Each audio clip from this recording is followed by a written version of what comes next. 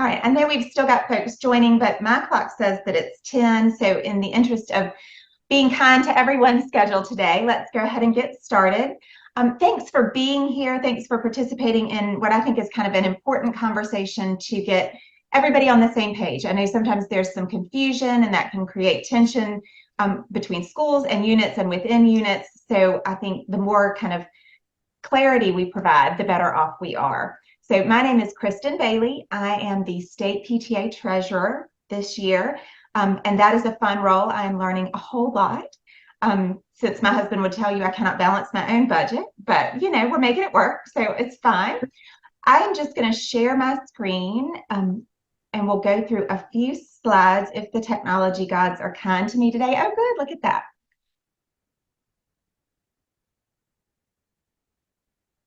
Oh, back one. Okay, so this is the President's Principals and PTA Etiquette Zoom. If this is not the Zoom you intended to be in, that's okay. You can just hang out. It'll be more fun than whichever one you were supposed to be on. Just to clarify, what is the PTA?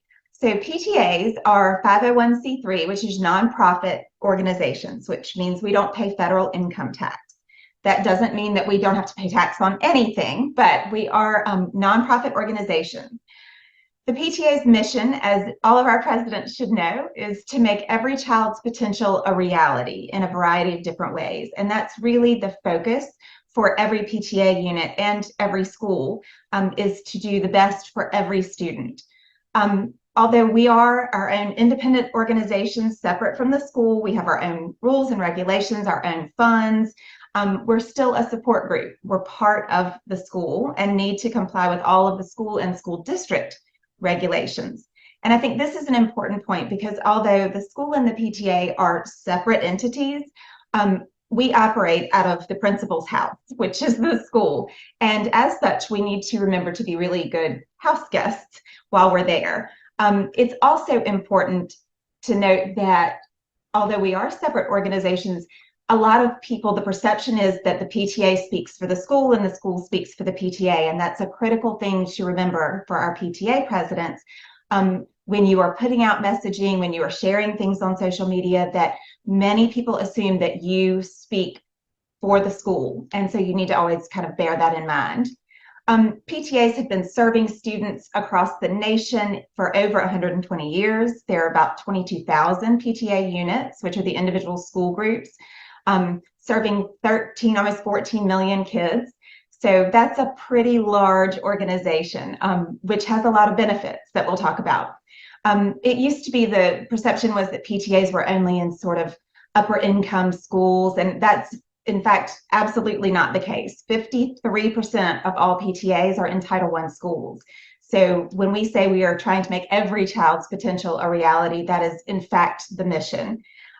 We advocate for public education at every level, which is a fun reason to be in a PTA, is that our reach is beyond just our own little bubble at school and that we are able to make an impact in a much larger arena.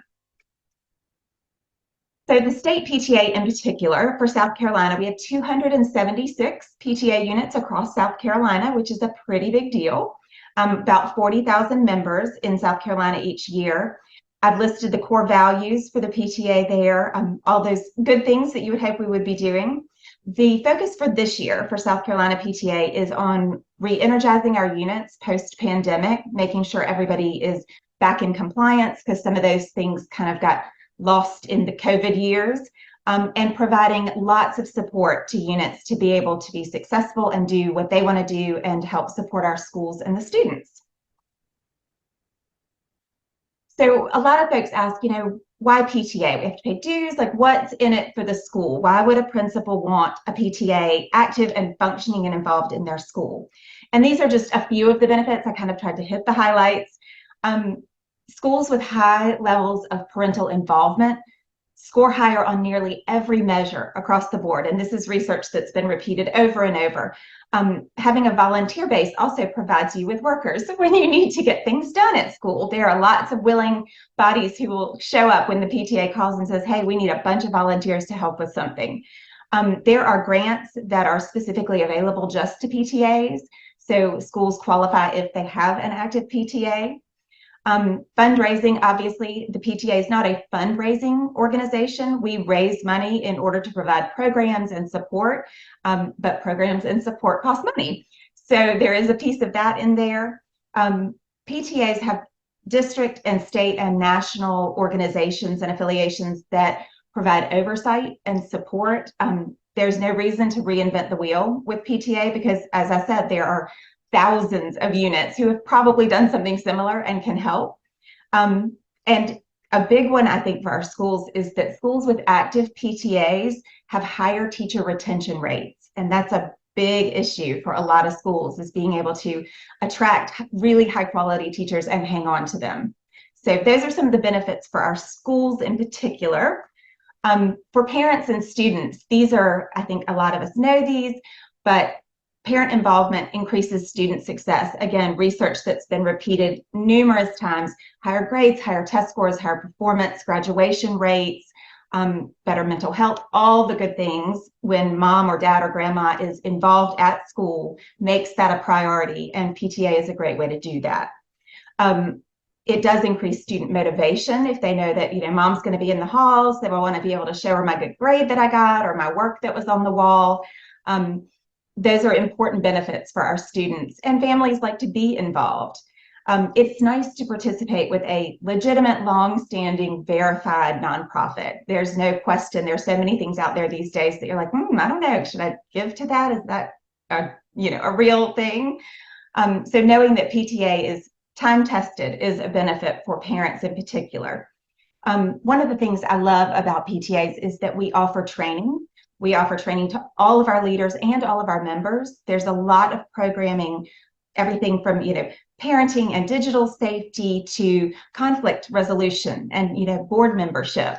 The PTA is also truly committed to including absolutely everyone. It's every student, every family, and every community is welcome. And I think we are structured in such a way and focused in such a way that we really are doing that pretty well. So PTA and PTO, this is something that a lot of people have questions about, so I just thought I would run through it quickly. PTA, Parent Teacher Association, is different than a PTO, which is a Parent Teacher Organization. PTO is really kind of a general term for a group that it's like an organized collaboration of parents and teachers to benefit the school. So all PTAs are technically PTOs because that's just sort of a general label, whereas all PTOs are definitely not PTAs. So hopefully that makes sense. There are some big differences. PTAs have standards of affiliation through national PTA, bylaws that are provided. We have to work within their framework. PTAs have to develop all of that for themselves. So they have to get their own nonprofit status filed with the IRS, and then develop their own bylaws, find their own rules, figure out how to file their own taxes, and do all of the required IRS financial review kind of things. PTOs can choose whether to charge membership dues, and this is always sort of the rub, is that PTAs pay membership dues. In South Carolina, we pay $3.50 per member. So if you charge $5 for your memberships, then $3.50 of that goes to state and national. That's $2.25 to national and $1.25 to state PTA. Interestingly enough, this is sort of the rub, but those dues, 69% of it goes right back into programs and grants, which is a pretty significant portion.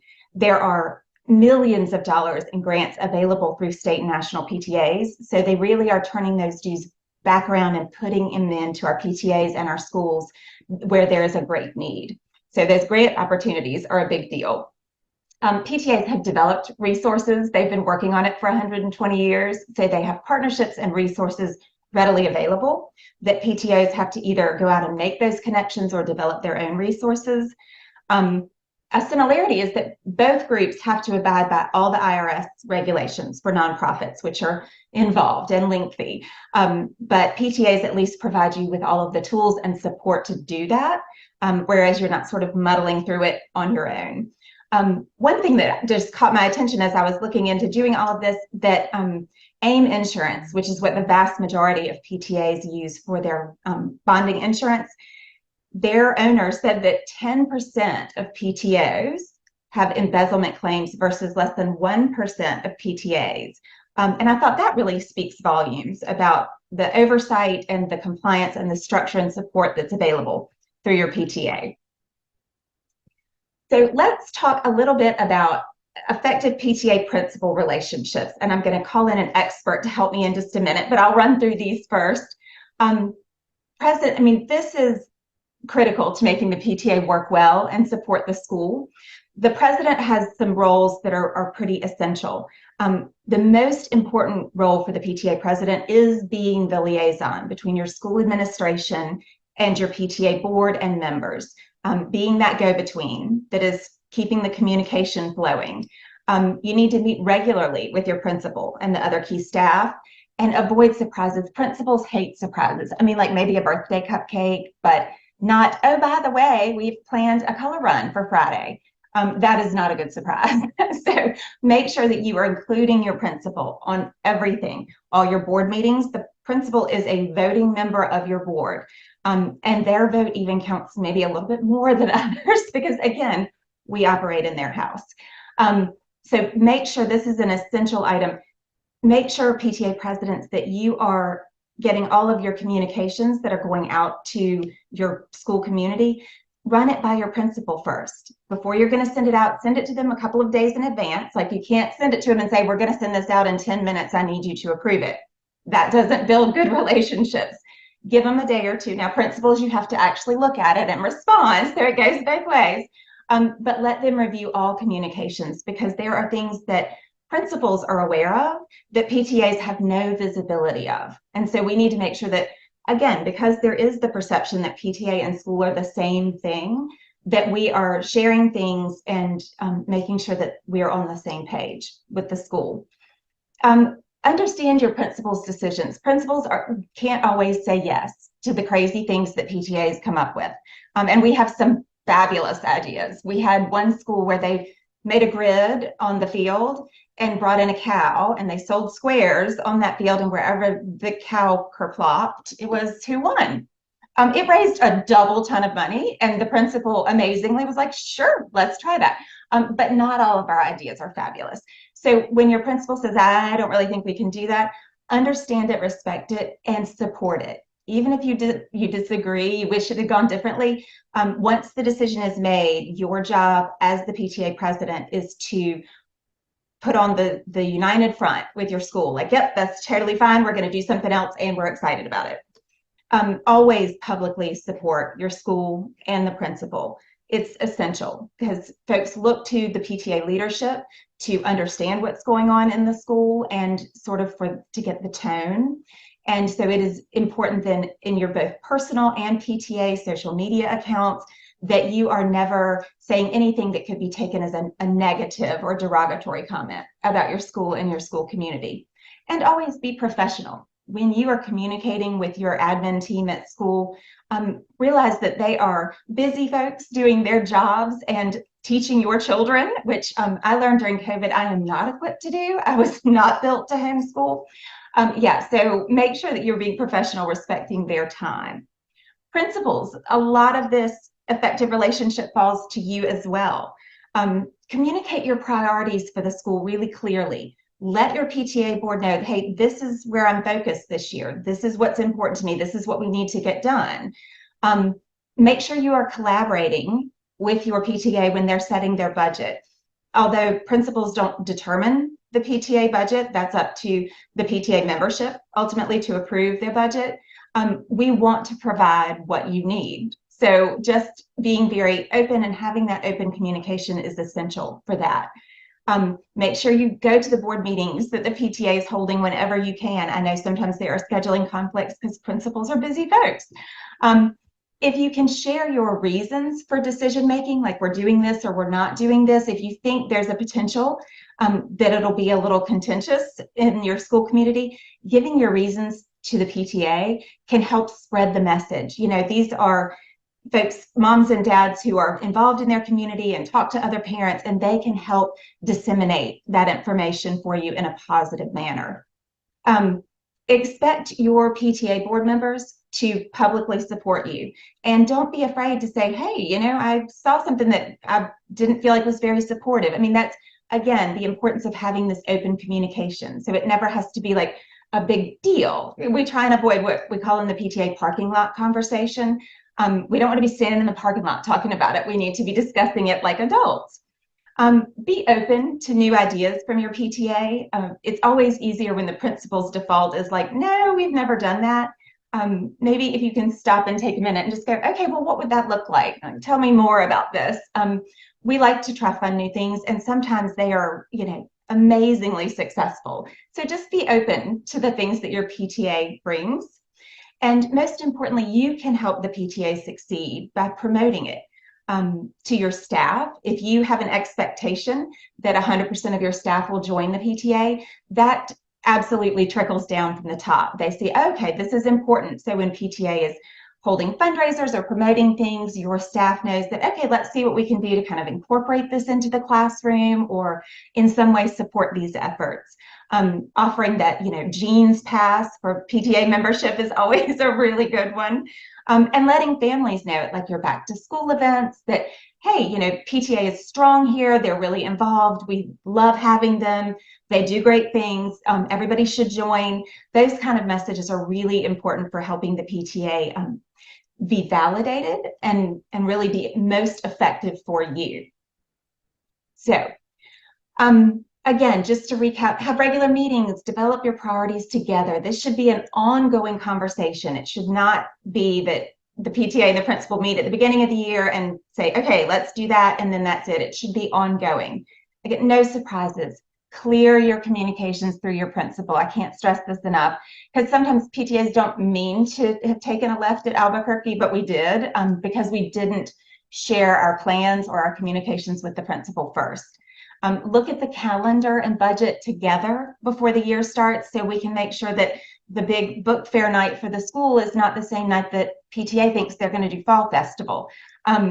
Make sure that you understand PTA presidents, your role in the school. What does the principal expect from you? Where could you be overstepping or not doing enough to help? And again, just communicating with one another, I think, is the key to making all of this work. I'm going to stop sharing my screen. We have Jason Warren with us. He is the principal at Greenville High. He was SCPTA's Admin of the Year and is just a phenomenal person and great principal. So he's going to give us his thoughts about what works or doesn't work. He typically always has a high-functioning PTA. So we would love to know what your thoughts are. Welcome, Mr. Warren. Thanks, Kristen. I appreciate the opportunity to be here. I've been super lucky in my career to be able to work with just phenomenal PTAs at the different schools that I've been at and have had nothing but positive experiences. And it's been a great opportunity, especially here at Greenville High the last 10 years now, getting to work with such professional parents who approach their help to the school like Kristen does, and everything that she just presented to y'all gave a clear picture of the kind of person she is. And that is, she's really a great representation of what I get to work with every day at Greenville High since I've been here. So I'm very lucky in that. And I would echo and won't repeat everything that she said, although I think it was all spot on. I would, from my perspective, I think a couple of points to say are that communication, as she said, is so key that I found both ways. But that takes a lot of the worry and a lot of the stress out of any of those situations that people find themselves in if there's some direct communication, especially for perhaps hot button issues. It's very helpful to a principal if he has a PTA he can communicate with. For example, just a practical one, we were moving to block scheduling in our district, and we were going to get input from every parent through different big picture surveys, things like that. Anyone who wanted to provide input on a big thing like that or comment, we were able to do that. But as a principal of a big high school, wouldn't be able to talk to every parent. about it in detail and really understand what their specific questions or concerns might be. But I could do that with my PTA executive board in the meeting coming up. And so I was able to do that, and they could ask some questions, some of which I wouldn't have guessed were parent concerns because while I am a parent myself, I've been in school so long. Some aspects of move like that I didn't realize were so disconcerting to certain parents, but I was also able to easily uh, alleviate those concerns because I knew about them and actually able to have that conversation. And that it allowed me to change some of the communication then as we moved forward that to my school based on that parent feedback. Because that small circle of parents talks to parents, and then and that feedback tends to trickle up. And I take it very seriously when I'm discussing any number of issues with them that come up, or if they ask a question um, in those meetings. It's a great opportunity. But I'll also say when you have a great president like Kristen, if there is a not just a hot button issue that's important, but more of a sticky issue, one that maybe it involves a concern about a personnel issue, or maybe there's a some incident that happened in your school that is somewhat public, and that's something that people have an interest in or a concern about. Lots of times, the president contacts me before that kind of meeting and just says, "Hey, I've had." Might only be 5 parents who contact, but if 5 parents were willing to contact the president, that could mean there's 100 and something parents out there who aren't willing or don't have that avenue, but they have that same concern. And then we talk through in advance of even that small meeting. Um, and that has been very helpful to me anytime a president has done that. Kristen's done that several times. I've done the reverse with her, where I front loaded her with, hey, here's something that I'm going to be talking about, and I just wanted you to know ahead of time, or what do you think about this? And she knows the kind of questions to ask, and then you kind of go into a communication pattern together, kind of front loaded with what might be some parent concerns, and trickles that way. I think that's a great one, and I think for high school principals, I know something that I try to do here is.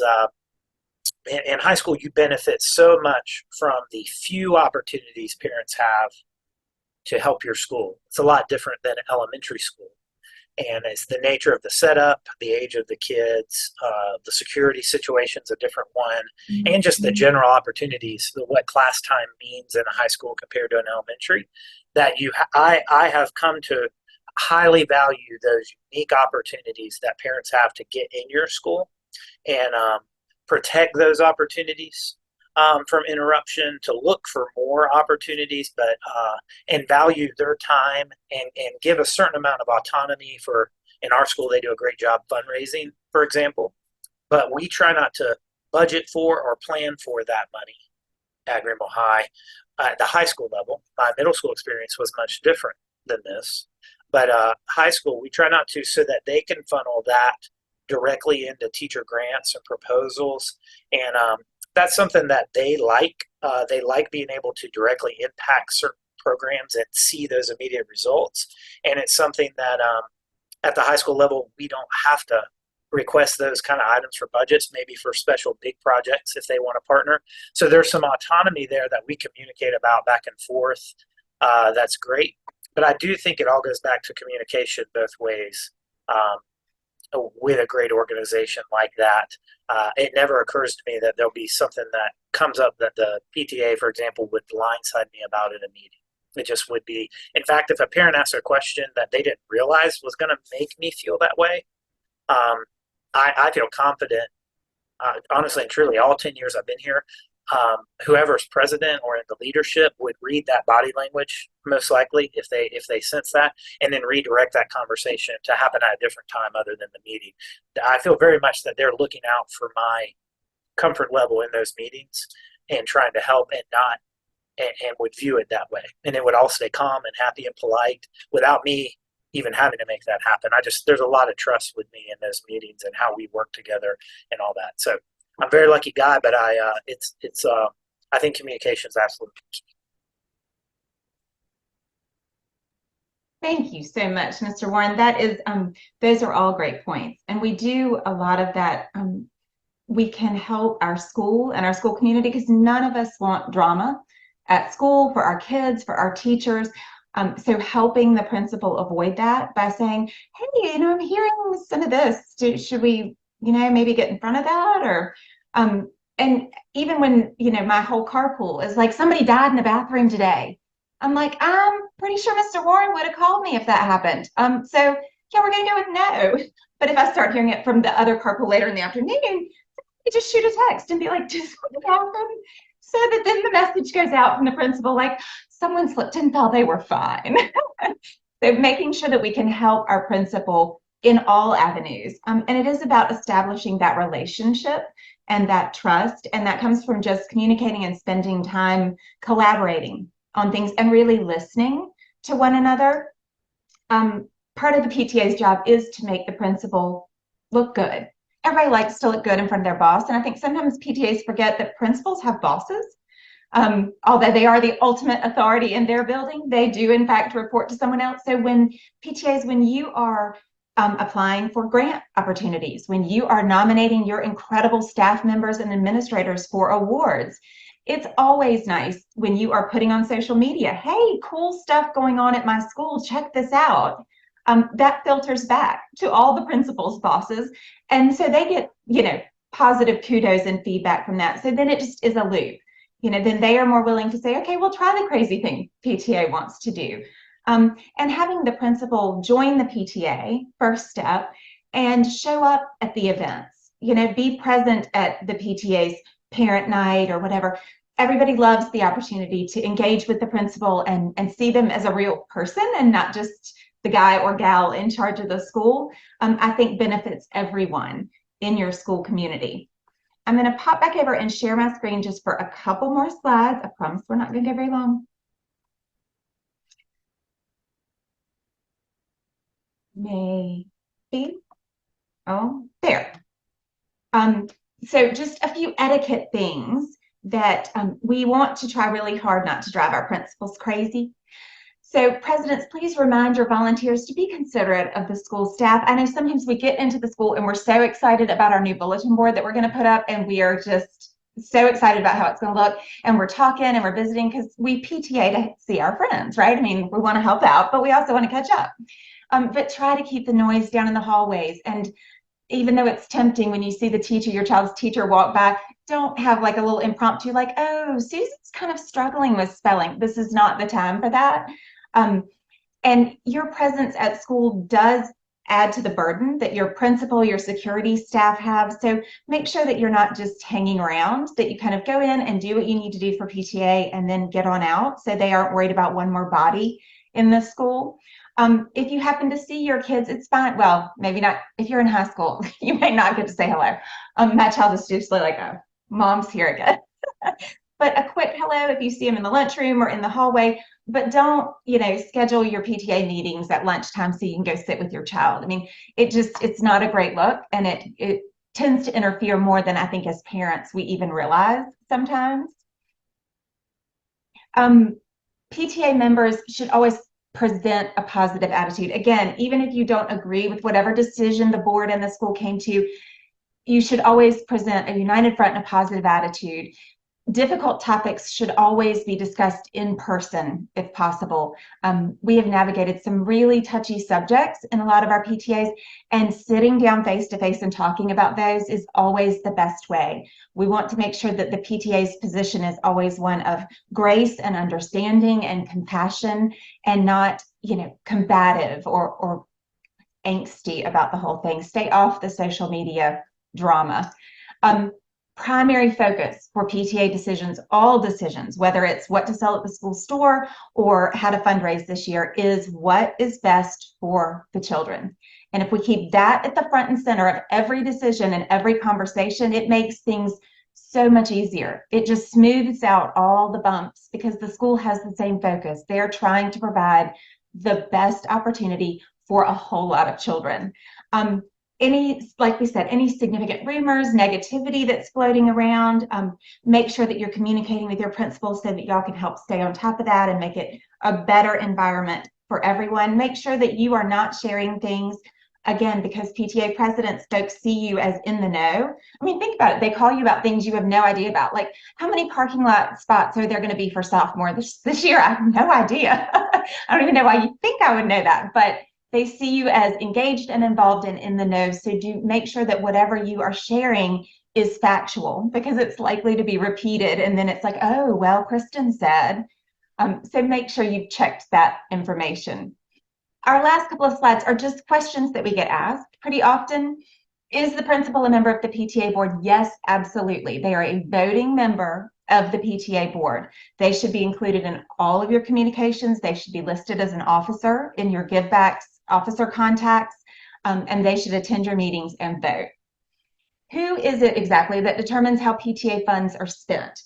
Well, again, this should be a collaboration to determine how the funds are spent. The PTA board and principal should come up with the budget together and fund as many of the school's needs as the PTA can. But ultimately, it is the PTA membership that votes to approve the budget or not. So no one side is controlling that completely. Can the PTA collect money for a school event and then just cut one check to the school? I know this often seems like such a simple way to do things. Like, can the PTA volunteers just collect all the money for this school thing and then just write one check? Unfortunately, we cannot do that. We can't commingle PTA funds with any other group's funds, be it the school, the booster club, the baseball team, robotics club. So that can't go into the PTA account. So the volunteers can absolutely help accept those payments or sell tickets for the baseball team or whatever, but we just can't process the money through PTA. Can the PTA write a check directly to the school? Yes, absolutely. This is something I hear a lot, and I'm like, no, we can certainly write a check directly to the school. It just can't be for an unbudgeted item. So if the PTA wants to write a check for $10,000 to the school for new technology or new sound system or whatever, that's completely fine. What we can't do is get to the end of the year for PTA and go, ooh, we did great. We raised $10,000 extra this year. We'll just write a check for 10 grand to the school. They can use it for whatever they want, and that'll balance us out for next year. That's the part that's not okay, because the PTA membership is entitled to approve how the money they donated is being spent, which seems fair. And finally, is there a limit to how long someone can serve in a PTA position? I know it's so hard to get volunteers these days. Everybody is busy and working and all the things, but we do have term limits for our PTA officers. Those are detailed in the bylaws, and every PTA member should have access to a copy of your bylaws. If you don't, then make sure you ask for those. But yes, there are term limits because we are a training organization, and we need to give new leaders the opportunity to come in and figure out how to do things and take advantage of those training opportunities. Are PTA officers elected? Absolutely. They hold elections. There's a nominations process that's very clearly spelled out, and voting that occurs. So it is not sort of oh, well, I picked my best friend Mary to be the president next year. There is an entire process laid out for how that needs to happen. And who should presidents or principals or anyone call if they need more information or have a question that they don't want to ask in an open forum or a situation that comes up? Any of the South Carolina PTA board members can help. We are very fortunate here in Greenville County that we also have a district board. Christy Wagner is the president, and there are a whole slew of board members that are happy to help. But on scpta.org, there are all the board members' contact information. And we have our cell phones out there because we intend for you to use them. Call us, text us, email us, whatever questions you may have. Again, open communication makes everything run more smoothly. So if you're running into an issue, principals, if your PTA is driving you nuts and you just need someone to go, okay, can we stop with the glitter on Tuesdays because that's not working? Just let us know. That's honestly what the state board and the district boards are here for. So we're happy to help you communicate those things. So there is the office at SCPTA is a good just general information question. But feel free, I'm going to stop sharing my screen. If you have questions now, you are welcome to unmute and ask them. You can put them in the chat.